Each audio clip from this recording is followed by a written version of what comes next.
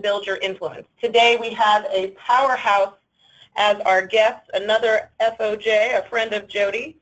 You might have most recently seen her in her article written for the Network Journal, but Denise Hamilton should be known by some, and if not after today, you'll want to know her more.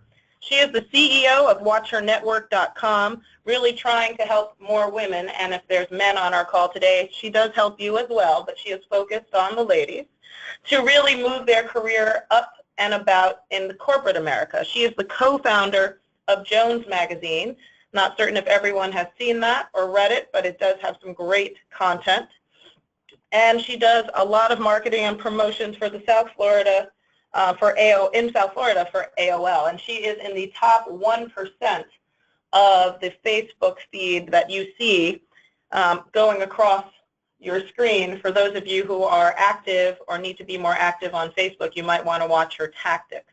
But today, Denise is joining us to really speak to you about these skills that are beyond your resume, to really kick you off, give you an idea of all these 4 areas that you really need to be working on diligently as you want better and more career success. So Denise, we welcome you today. I do not want to take up much time because I know you have a lot to cover, and I'm gathering there will be a lot of questions for us for the Q&A section when you are finished.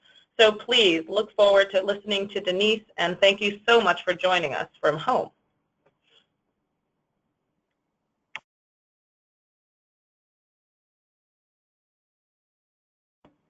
Denise?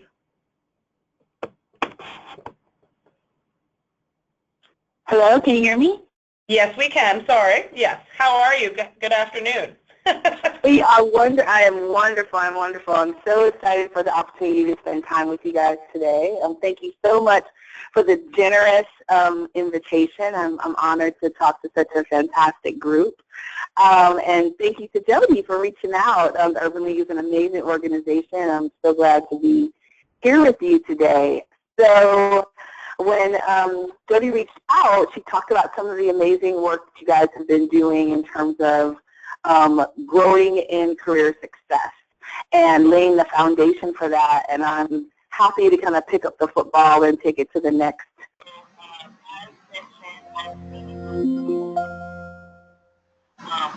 Crowdsource professional advice for women, curate it, categorize it, and place it on the web so that you can have that information when you need it. So I am officially a startup tech company geek, and kind of the last step in a series of reinventions. So let's kind of dive right into the presentation. First, who am I? As I said, I'm the CEO of WatchHerNetwork.com. I co-founded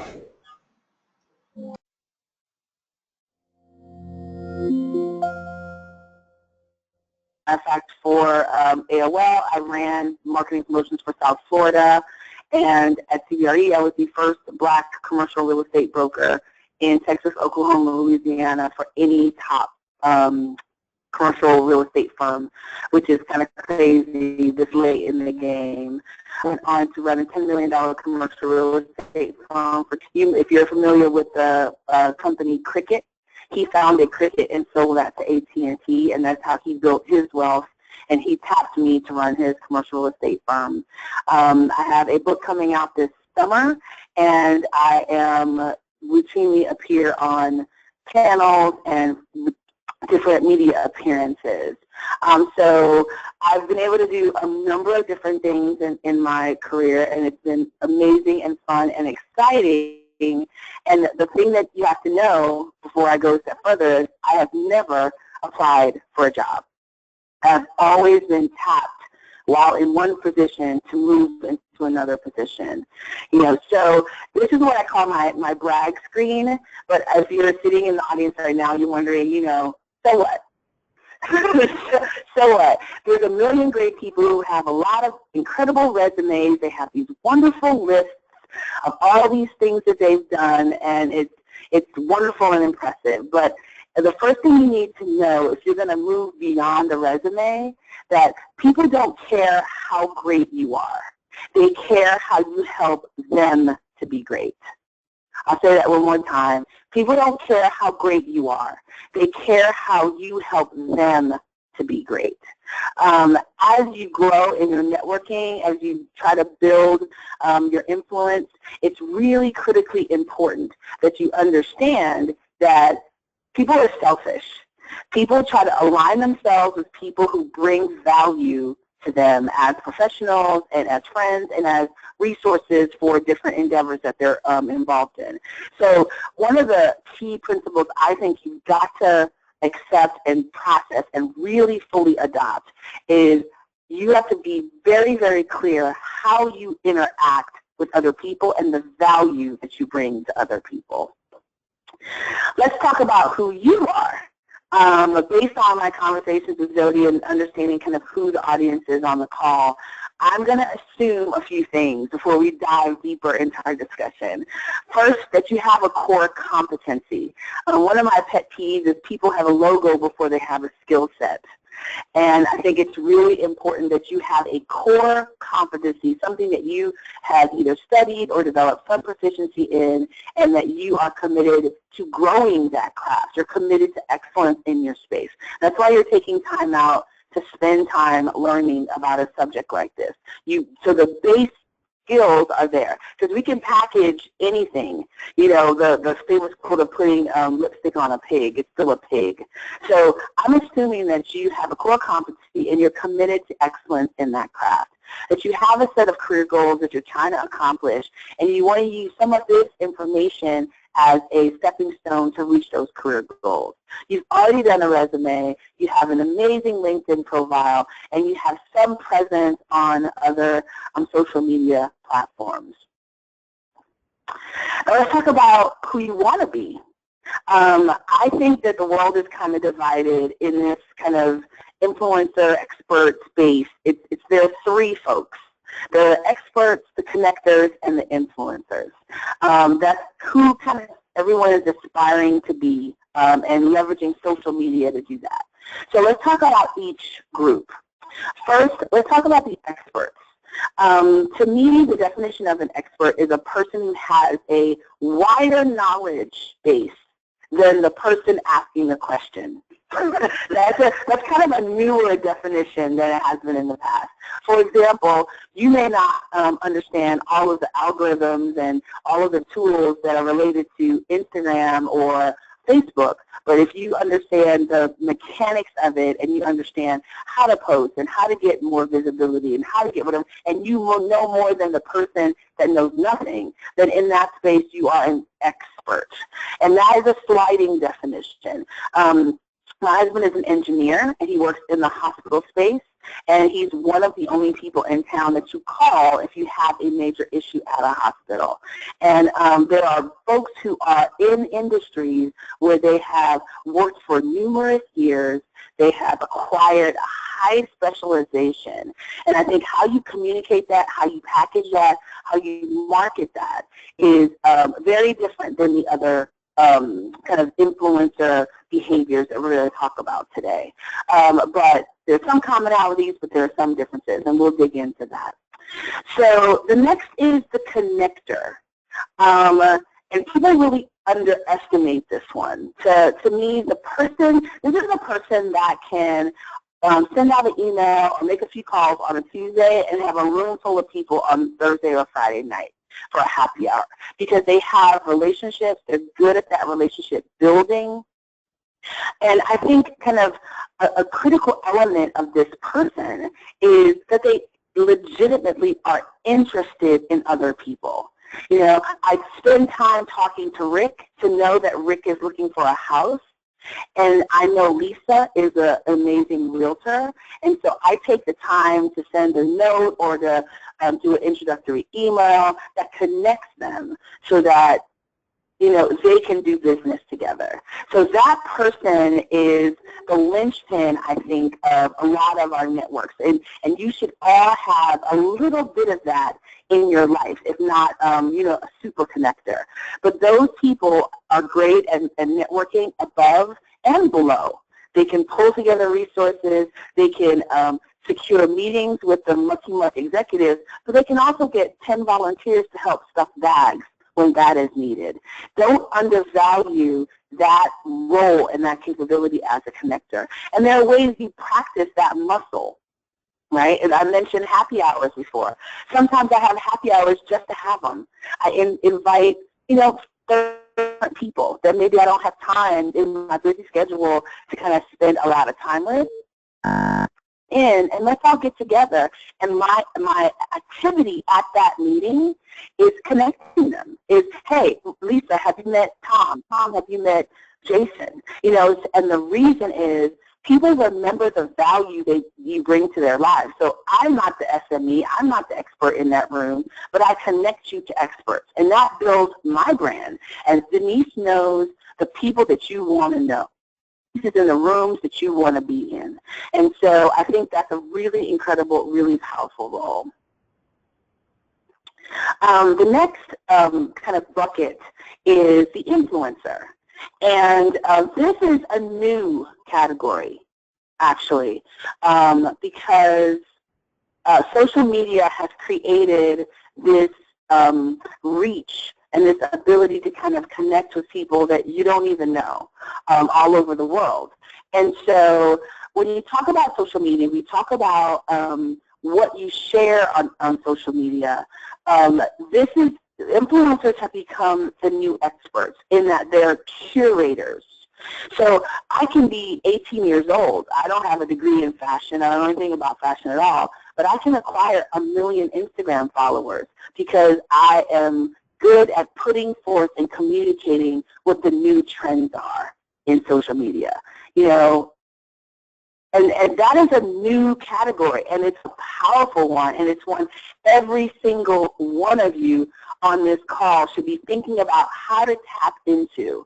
So I may be 24, just got out of college a couple years ago, and I'm new to my industry. I don't, my industry is full of quote-unquote experts, but because I am a student of my industry and I share that information on my social media pages, people start coming to me for information because they trust what I'm saying and they learn something when they read the articles that I post. So when they see the people that I highlight, they're interested in who I follow. So that influencer category is a powerful one and one that you need to really think about how you're going to develop it and how you're going to further. Do people think of you as an expert? Do they think of you as a connector, or do they think of you as an influencer? Yeah, and it's possible to be all three, but which are you? And if you want to grow in another area, you're going to have to take specific steps to kind of step into those other roles. First, do you know your industry? I'm always amazed when people present themselves as experts and they don't know the most rudimentary issues about their industry. If you're in the oil and gas business, you should know that the price of crude today was $37.82. Everybody in the oil industry knows that.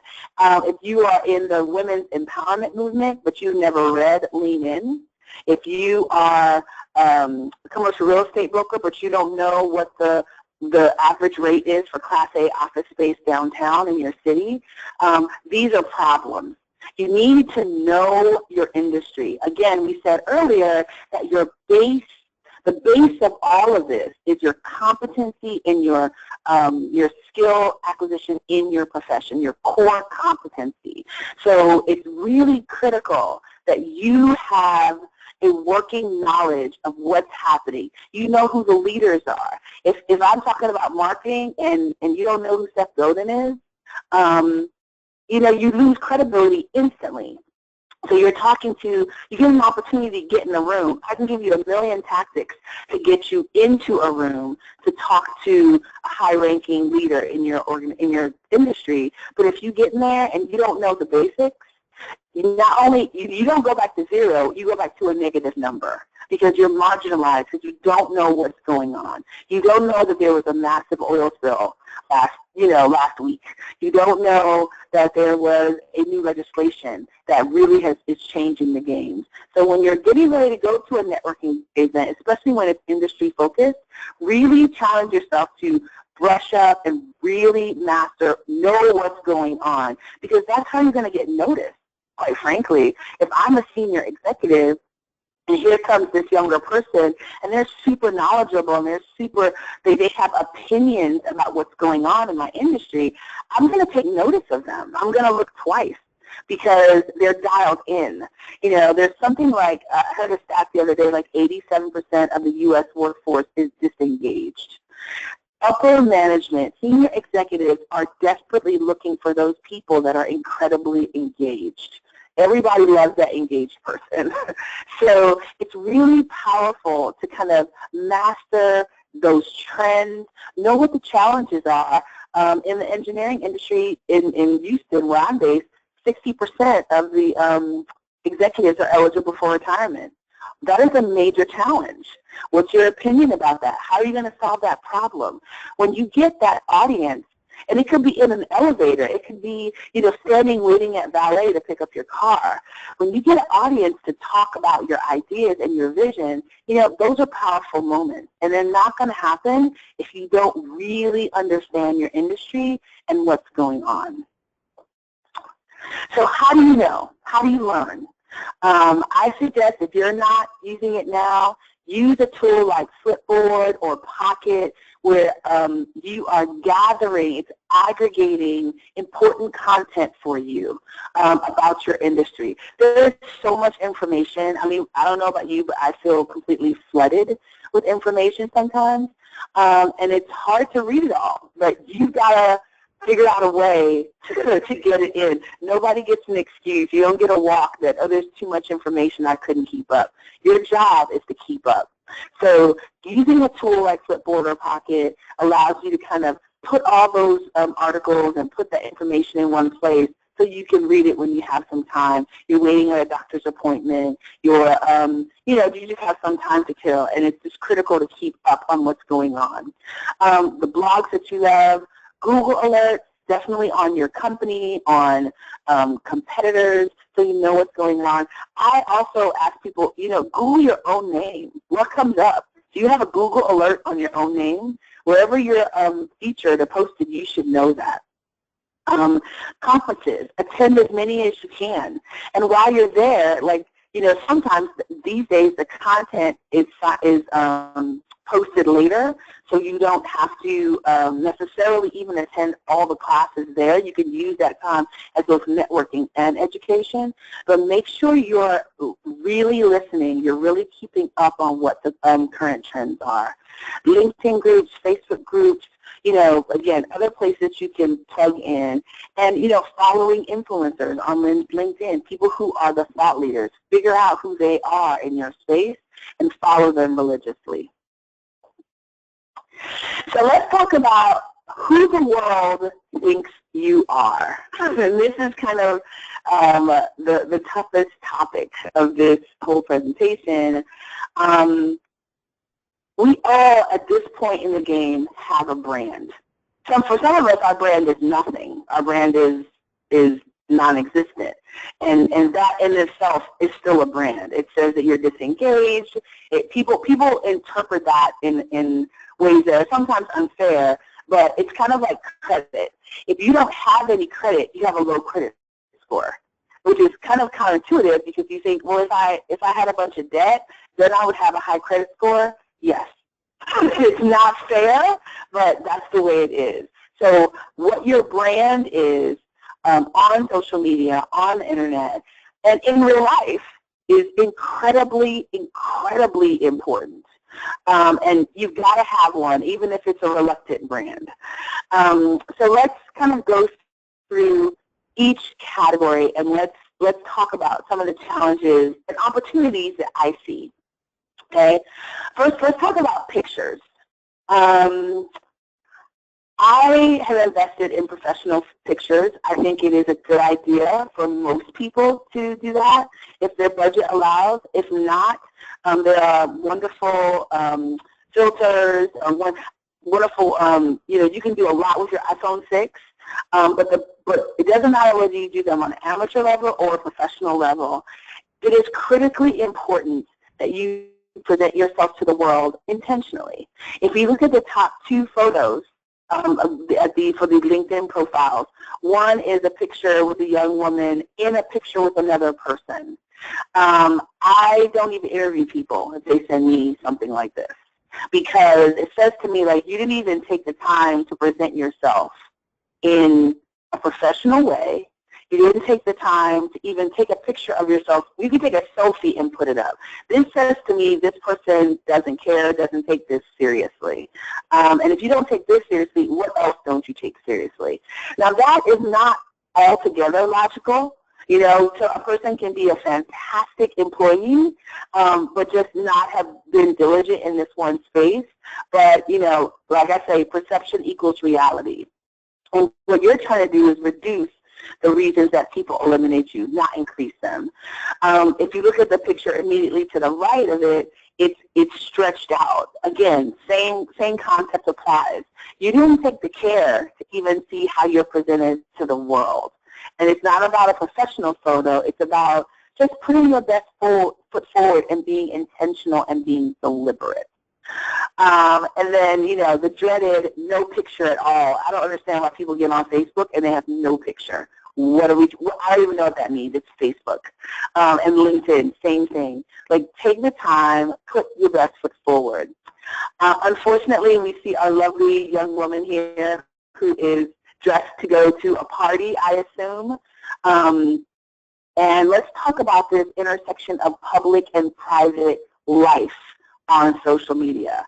If you are a serious professional, if you are really trying to move up in your career and you are trying to be taken seriously, you need to forget about that intersection. There is no such intersection. It is all one experience. As an employer, as a person who selects speakers and who does deals with different people, I check their LinkedIn, I check their Facebook, I check their Twitter, I check everything. I want to know who this person is and how I'm going to interact with them. And I use their social media, quite frankly, as a medium to do that. So I had a young woman who I was mentoring, very bright, very sharp, wanted to get into corporate law. So I have a friend who is a chief counsel of a company here in Houston, very, very successful. And I brokered an introduction, and I said, hey, would you meet with her and talk with her about corporate law and how she could penetrate? And she said, I'd love to. She went on her Facebook page and saw a picture similar to this and canceled the meeting. That's how serious it is. It isn't a judgmental issue. It isn't a joke. And I know that there are a lot of people who have differing opinions. My private life, this is my professional life. There are certain industries that you want to penetrate that don't care anything about that. How you present yourself to the world communicates your judgment. So if I want to hire somebody for their judgment and they have pictures of them with 20 beer cans lined up, that suggests that they're sophomoric and they don't have good judgment. So really take some time, you know, put it on your calendar and edit. Go back to those pictures from 2011. And it seems like an unreasonable request, but it's critically important that you curate what you present to the world, because you don't want to get eliminated for something that, you know, you did 4 years ago. Okay? Let's talk about the bio. I have seen so many different challenges and problems in the bios that people place on their social media profiles. One, if you are a professional, you are trying to move up the ladder, you're trying to be successful, you want to be careful that your social media profile doesn't look like a nonprofit organization. And what I mean by that is every single thing that's on there is you're a mentor at Big Brothers Big Sisters, and you work at Habitat for Humanity, and you volunteer at this, and you volunteer at that. Volunteer work is amazing. It's critical. It's important. It's essential. But it's a red flag for me if you are involved with 15 different organizations. Is that person really serious about their job, their craft? How are you involved in 15 nonprofit organizations, but no trade organizations, no professional organizations? You have no role that really moves along your career. That's going to be a red flag. So take a look at that and really make sure that it's a balanced presentation. And to that end, make sure they're not all Black organizations, or they're not all Latino organizations, or they're not all, like that they're diverse, because that also communicates an image. You want to be seen as a truly diverse individual that can work in every audience with any group of people, and that's something that is communicated by your volunteer work and organizations and where you want to spend your free time. Even Essence Magazine, which is a Black publication, has a network with, white and Latino and Asian, and there is no profession that you do not have to navigate all other races and cultures. So make sure that you really diversify your content and your network, and make sure that you're reaching out across the spectrum, and that your bio suggests that. I have a friend who looked at her Facebook, and she went down the first 150 friends, and all of them were Black. And I was like, you might want to think about that, that you want to broaden your network as much as possible. Next, let's talk about content. People come to my site, they expect to get inspirational quotes, they expect to get career advice and information on women's issues when they come to my social media platform. That's my brand, that's the space I operate in, so that's what they get. What do they get when they come to your site? Is it political commentary, which may be fine if you're in the political space? Is it jokes? Is it off-color jokes? Is it memes?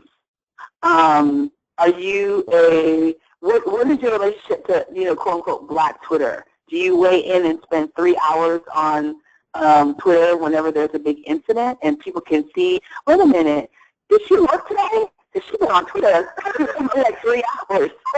So you want to be careful. People look at that and they make assessments about you. Now, again, if you're in a political space or if you're in a media business, like there are places that your activity in those sectors are going to be valuable. But for those of us that are in legal, medical, real estate, banking, the more conservative, just be very, very careful.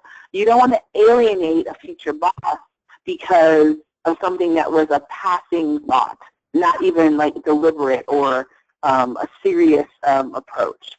So be careful what content you share. And the flip side of that is share some content.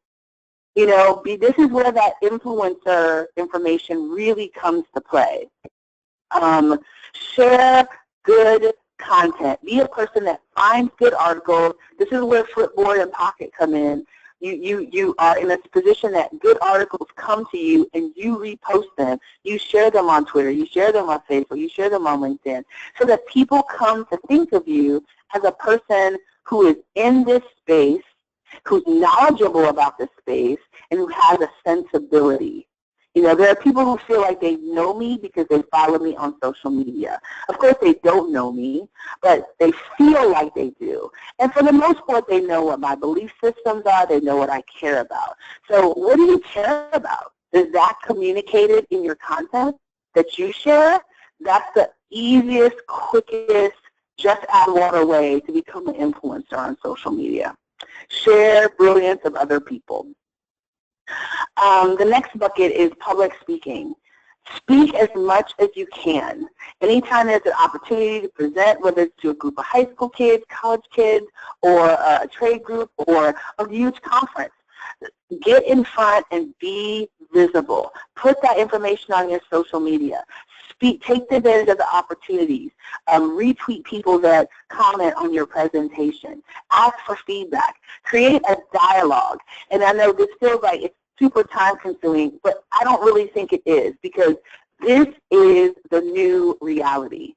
We all are constantly branding ourselves and presenting ourselves to the world, and these are the most powerful tools that we've ever had to do this. So unfortunately, the bar has been set really, really high.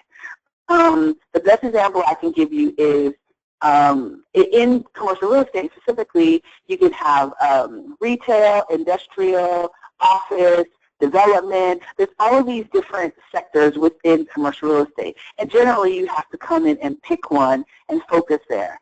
So if you really want to get Denise Hamilton's blood boiling, push for a meeting because you want to be mentored, or you want to be encouraged, or you want to, grow professionally.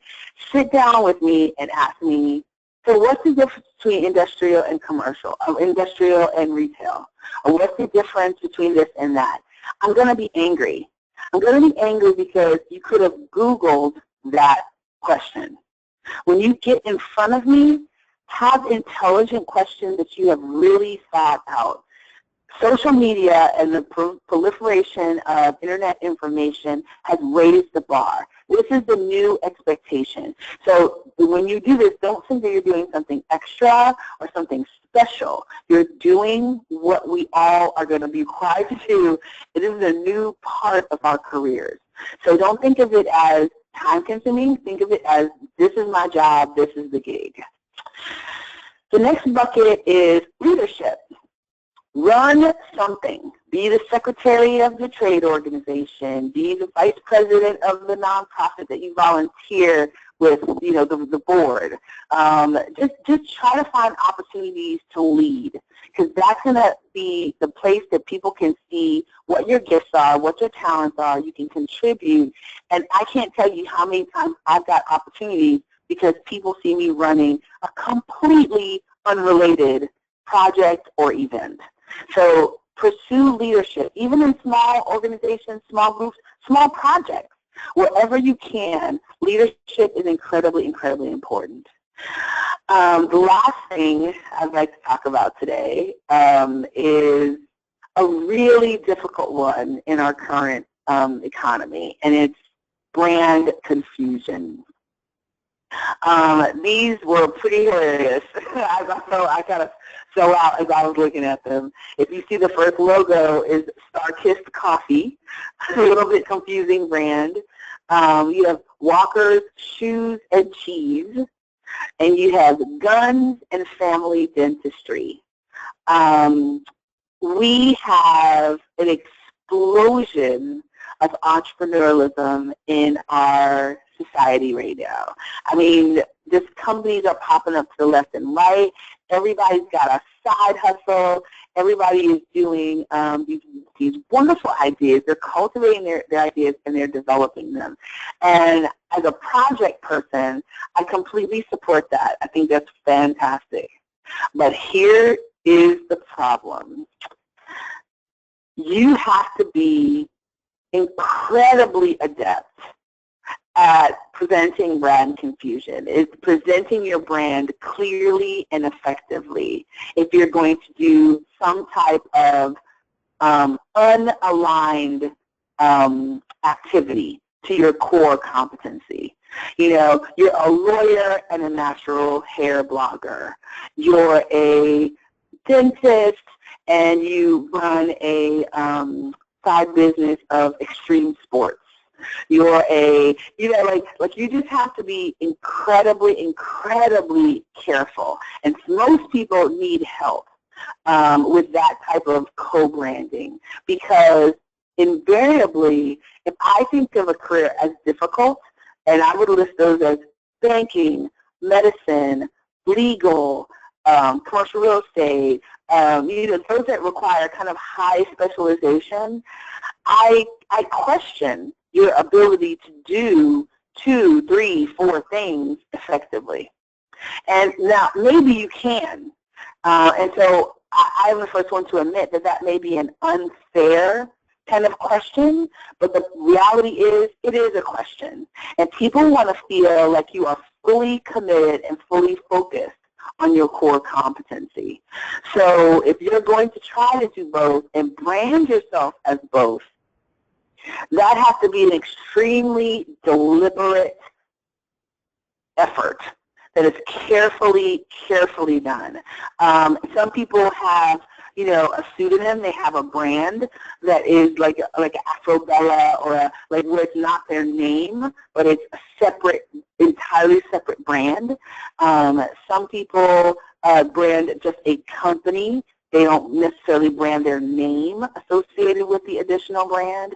There are a number of ways to do it, but just know that is a critically important space where you have to be careful. I've even seen people run into trouble when they serve on the school board or when they have very high-ranking volunteer roles in volunteer organizations. Are they working on that or are they working on this? So just be careful about how you present those brands, and just making sure that there's full clarity about who you are, what you do, and what you want to be about. It takes a lot of effort to brand yourself as an expert or a connector or an influencer.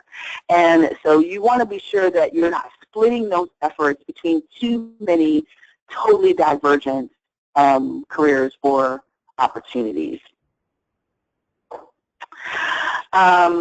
Last but not least, before we go into questions, I believe this quote just really, I can't even tell you how much. Actions prove who a person is. Words just prove who they want to be. Today we talk about a lot of different tactics, a lot of things to avoid, different pitfalls or challenges, little practices that you can do.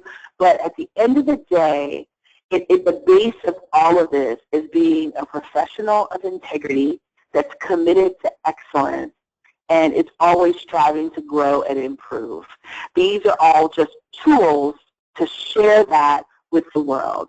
It's about you truly caring about people. No, I can always tell when somebody is networking with me because they want to get to know me and they want to learn about what I've done, versus somebody that wants to use me to meet Tony, or they want to use me to get in with Essence, or they want to use me to get in over here, or they want me to feature them on the site. I can tell in seconds what their motive is, right? So I think that above all, be legitimately interested in other people, be a person that's curious, be a person that's committed to excellence and always prepared to learn, and there's nothing that can stop you from going way beyond the resume. Wow.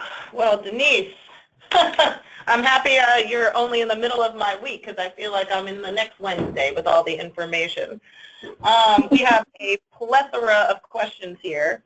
I'm going to start off with one that came up a few times in a few different ways, but the basic premise is how and where are the best ways to practice public speaking, kind of getting over some of the networking, nervousness. There's the traditional, as I've told a couple of them in some of the presentations past, there's the Toastmasters, there's some organized groups. But what do you think are some other ways and some other groups that you might have referred some of your clients to, or some tactics that you use personally to kind of get to your top game in networking and connecting with others and really public speaking? Yeah, I always start with kids. When in doubt, call local elementary school, call the middle school, call the local high school. Hey, I'd love to come in and talk about my career, or I'd love to come in and talk about, this organization I'm involved with. There's no shortage of opportunities for you to get in and serve, right? It doesn't always have to be, your trade conference and there's 2,000 people in the audience. Nobody starts there. But the point is to get out, and even if it's 5 people, if it's 10 people, you're talking, you're honing your message, you're seeing what resonates with people, what questions they ask. What's confusing? I always say if a 10-year-old can't understand it, you're not explaining it right. So there's something about starting with young people, and our schools are desperate for professionals to come in and talk about their careers or talk about their industry. So that's really, the Toastmasters and the other organizations are phenomenal. Seeking leadership roles in other service organizations, phenomenal. But when you just get down to it and you want to practice start with kids. Yeah, I used to practice with my dog, actually, so she has to listen to all of my presentations. So, find a good listening ear, right? Someone who's not going to always talk back and just be in awe, and just get more comfortable. Is that what you're saying? Mm-hmm. There's what you said about everyone's social media and kind of their brand and kind of where they meet. What's the fine balance of how, because there's a few folks, and I would put you and myself in the same bucket, that we do multiple things. Having, does your Facebook kind of still express what your Twitter does versus your LinkedIn profile? Like, how do you distinguish yourself? Not only, I have a few businesses myself, you have a few businesses. They want to know, how do you have a different voice, or what's transferable across all of the social media so that you have some consistency, and then how do you find a different voice on those different platforms? Well, I actually struggled with this myself, and I use the word struggle because I started out thinking, okay, well, my Facebook will be me, and Watch Her Work will be the company. And the truth of the matter is, the real world doesn't make that distinction. I would put a political statement or, comment on something horrific on my Facebook page, and I would get comments on Watch Her Work about what I had said as founder of Watch Her Work. So I think that when you talk about like a different voice, I think that's really difficult. You have to find what the thread is throughout all of your projects, and there has to be some level of consistency in your messaging. And some people take the L, right? Like, if you're going to, have Facebook comments that bash Trump, you got to be ready to lose those Trump followers for your business. Correct. And that is just the harder factor. So that's a personal decision. Am I going to, use this as a platform to share my personal beliefs, or am I going to use this as a platform to further my business? And that's a decision we all have to make. But I really do think it's an illusion to think you're going to be able to have a totally different voice on different platforms. You can have a different focus area, but not a different voice. You got to decide: are you political or apolitical? Are you going to be, for me, as I provide advice for women, am I going to be man bashing or not? That's a choice I have to make every day. People send me articles, and I'm like, this is really negative. I'm not going to put this up on the site. It may be something I completely agree with, but it's not. That's not a group I want to alienate. So that you've got to. It's not just your followers that follow you; it's your detractors as well. And you don't want to do things that alienate your audience. Right. So you're saying to keep it diverse, keep it still true to your brand by being consistent, but then to be conscious, right? Conscious of what you might put out there could deter some people from staying on as part of your feed or in your fan base. And then we were advised also by Michael Heider to kind of, sometimes you want to keep some of these social media platforms private, that they don't all have to be public. You can make them private so that way you can have the voice you want, because these days, anyone looking for a job or planning to hire you, they have seen you somewhere on some platform, some social media thing, some white paper, long before you ever walk in their office. So absolutely, we're trying to give everyone a nice little protection there from the more conservative voice, of course, and those who are looking for the C-suite jobs, that you are definitely more scrutinized. Absolutely. And speaking of that, the other question that always comes up with experts like yourself who are, mastering the social network sites, is how do you eliminate some of the negative information posted on the internet? How long does that really take? We all know that we can keep adding good stuff and positive stuff, and hopefully when people do their search about you on Google, the bad stuff, quote unquote, is maybe on page 3, so you might not get to that. but are there some ways besides, you can't really delete it. So what's your suggestion? I think that there are things that happen in your life. There are things that come up. There are things that, we all are starting our journey today. You can't undo the past. You kind of gave my answer in your question. I think I just overwhelm it with so much incredible content, so many other things, other activities, other posts, other good mentions, pictures of me serving here, pictures of me serving there, that you would have to dig so hard to find that negative information that it wouldn't even matter. I think people look at you in the aggregate, and so if something bad has happened in your past or there was an issue, I think when you're dealing with an employer or you're in this networking, like, be upfront. This happened, and these are the lessons that I learned from it. And I'm so glad I've grown beyond that point. Or that was a really difficult time. What people don't know about that story is X. I think you just manage the message. I don't think you ever get anywhere trying to hide it. Correct. You can't. There's nowhere to hide, definitely. Which kind of leads to some of this. So you also spoke really well, and I think probably the most eloquently about the whole idea of one's industry.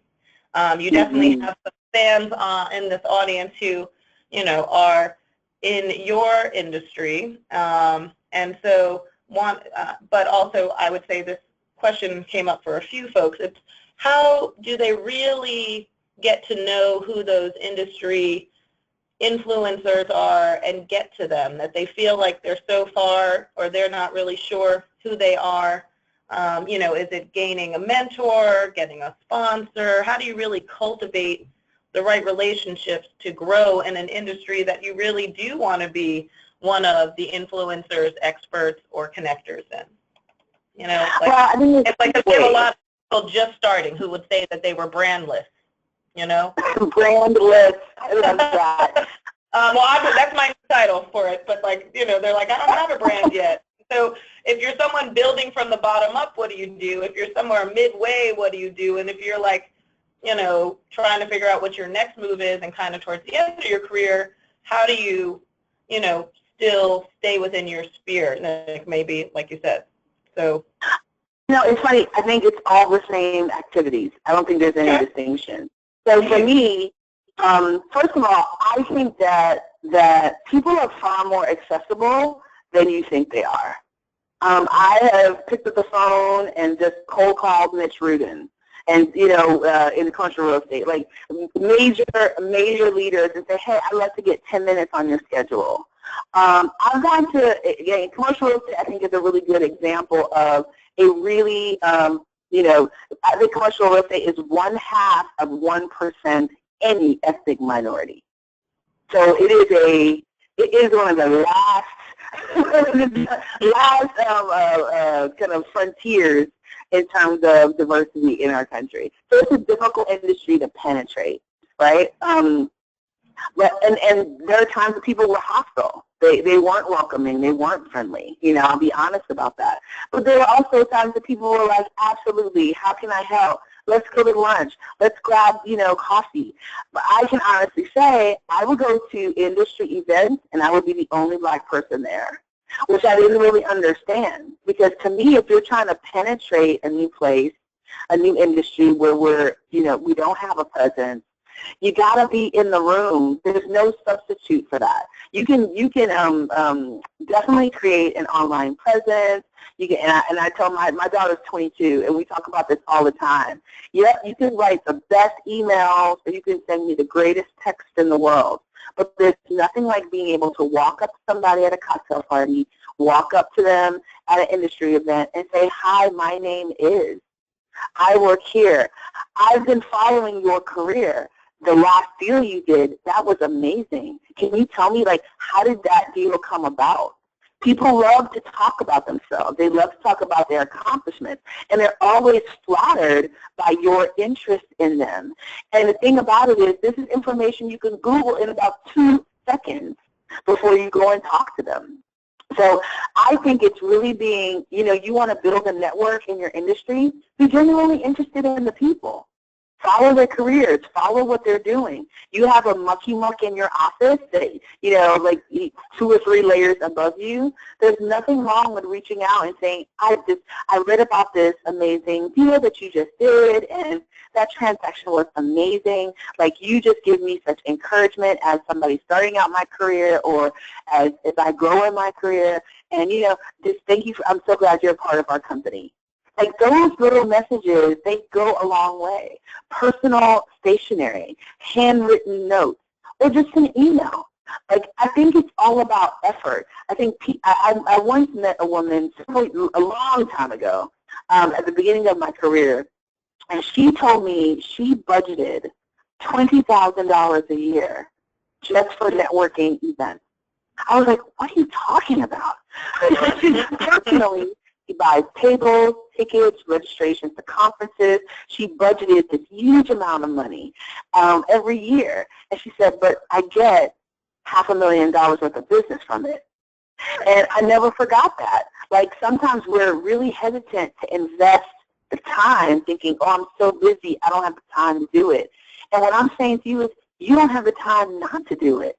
So if you have a Google alert on your company and one of your executives hits the paper for some amazing deal, how long does it take you to read that quick alert and send them a note? I had a couple questions about that deal. Do you want 5 minutes that we could talk next week? People will make time for you. And if they don't, they don't. But if you ask 10, you'll get 7. And I think that's the point. It's being the person that shows that initiative, because so few people do. Yeah. Now, what this speaks to, you started speaking a little bit to it. There are quite a few folks in our audience today, too, who do not actually use social media platforms at all, or are selective, like they only use LinkedIn, they don't use Facebook or Twitter.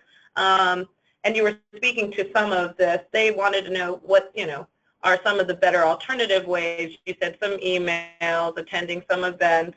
But if they're at least using one, if they are to choose one and it's for professional, you would say LinkedIn to use? Definitely. I would say LinkedIn. Yeah, I would definitely say LinkedIn, but I would also say, like, don't be passive on LinkedIn. Really reach out. Yeah, I spend a few minutes every day on LinkedIn, reaching out to new people, introducing myself, people that are in my similar or below me. Like, there's nothing wrong with reaching out to people that are, behind you in your career, because they're going to get somewhere someday. And they'll already be in your network. So I spend a few minutes just about every day, like, really working on LinkedIn. And I really, even just sharing content, like, the power of that, you'd be really surprised. People go and they say, hey, what are the things that, Denise is interested in or that she talks about? That furthers your brand. And again, that influencer mentality. So, I don't think it takes, it's super time consuming, because if I'm keeping it with my industry and I'm reading these articles anyway, what does it take me? 3 seconds to share it? Like, I don't think it's time consuming. And I think it's kind of like, it's like the horse-drawn carriage drivers who are rejecting the car. Listen, the car is here. Adjust, accept it, go with it, get in the car. Social media is here to stay. So be a part of it. Don't get left behind by it. No, and the other question comes back to the 3, the influencer, connector, and expert. I think to me, it seems like, those theories are kind of like, the tipping point. Like, we all have those skills. Some of us are better in some things, and some of us are trying to become them. But should you be spending more time in one space or another, depending on your industry, is the question that kind of came up. Like, if you're in marketing PR, should you be spending more time connecting, or are you better off being more of an expert and choosing a specific area? Like, where do those fall in to best utilize? I don't think you become an expert overnight. I think expert is a lofty goal. It's a lofty pursuit. I think you can be an influencer in 3 months if you're focused. So to me, I think that connector role, something to be kind of integrated in everyone's life. I know people who think of their Rolodex, they think of their Rolodex as this like holy grail pot that they guard, you know, with all their strength and might. And I guess I want to challenge that kind of approach and just really work on being the person that puts people together. You know, so that's not really, really kind of like an attitude shift and a subtle effect that you kind of incorporate into everything that you do. Some people are introverts. They're not outgoing. They're not going to host happy hours. They're not going to, you know, host huge events and whatever. That's just not their way. But that doesn't stop you from, you know, you realize, hey, Rick just got fired at his job, but he's really good, or he got laid off. Do you know Jim at this office? Maybe let me put you guys together. You know, when you're known to be that person, everyone wants to help you. When you hit a rough patch, I know in commercial real estate, that was a literal tactic that we were taught. Why? If Lisa is the head of real estate for company X and she gets laid off, right? Mm-hmm. Then I'm going to help Lisa get on at another company. Why? Who do you think Lisa is going to hire to do her real estate? She's going to hire me because I helped her get that job. Do you think somebody could come along and take that business from me? No, I helped Lisa get that job. So this to me is an extension of that kind of thinking, that you need to have that connector mentality as a part of your entire experience. But the influencer piece, I think everybody should start tomorrow. And that to me is about sharing, curating and sharing good content on social media so people associate you with the brand. I was in a meeting the other day, a big meeting, maybe 75 people, and what the speaker said something so inappropriate and sexist. And I was in the back of the room. The whole room turned around and looked at me. Why did they do that?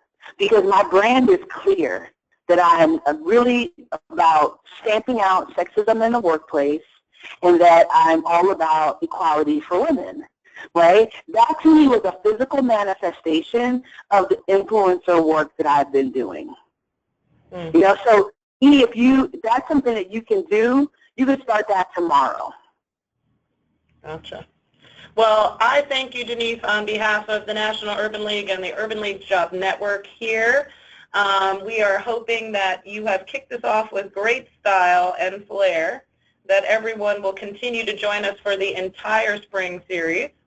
And our next one is synchronizing your social network, so taking some of what Denise spoke of today, but really diving a little deeper into your social media, your social networks, and how to leverage those. So a lot of you still had questions that we could not answer today, and hopefully we'll be able to do that when we meet up with Danielle Little, who's known as the Cubicle Chick. So you can start following her now on Twitter at Cubicle Chick, and she also has thecubiclechick.com. And please continue to follow Denise, or follow her if you're not already, at DHamazing, D-H-Amazing.